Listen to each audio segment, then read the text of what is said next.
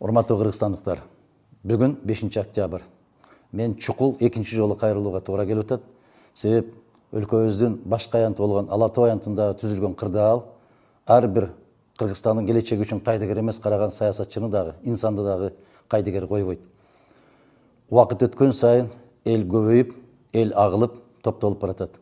Ошондуктан мен чукул кайрылууга мажбур болуп отурам. Кантип чыгуу керек азыркы түзүлгөн кырдаалдан? Эгерде 16 саясий партия шайлоого катышкан, алардын жетекчилери тез аранын ичинде бир жерде жыйналып, кеңешме өткөрүүбүз зарыл.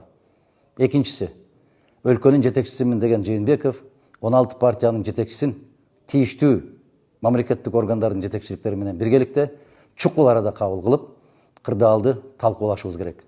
Биз өзү өтүп кетет, биз билгенибизди кылабыз, каалагандай болот деген түркөйлүктү токтотушубуз керек. Бийликке кайрылам. Эгерде кандайдыр бир иш аракеттер болуп кеткен болсо, анда бүтүндөй жоопкерчиликти азыркы бийликте турган азаматтар алат.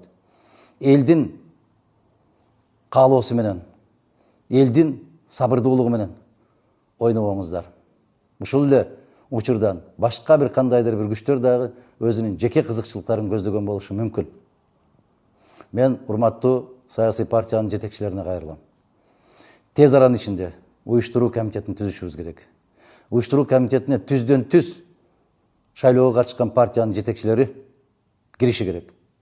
Талкуулайлы, маселени чечели. Өлкөбүз бирөө, тагдырыбыз бирөө, келечегибиз бирөө. Ушул жолдон чыгып кетүүнүн жолдорун талкуулашыбыз керек. Биз керек болсо Жээнбековду да күтпөй, ал киши чакырабы, чакырбайбы деп күтүп отурбай, өзүбүз чукул арада топтолушубуз керек. Күндөн күнгө же сааттан саатка кырдаал курчуп көзөмөлдөн чыгып кетүү коркунучу бар. Ошондуктан келиңиздер, бир жерге топтололу, жыйналалы. Кайсы жерге десеңиздер, бүтүн Кыргызстан саясий партиясы даяр.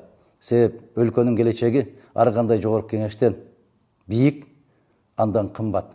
Элибиздин тынчтыгы, мамлекетибиздин бакубаттуулугу ар кандай мандаттан кымбат.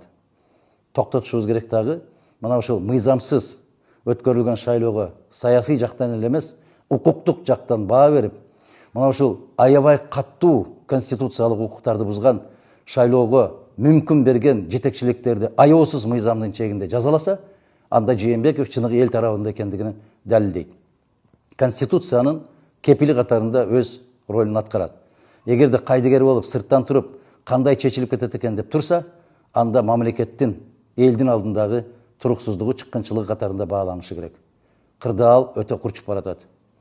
Чукул арада топтолуп жыйналышыбыз керек. Акыл калчаңыздар, менин сунушумду четке какпайт го деген ишеним менен. Рахмат.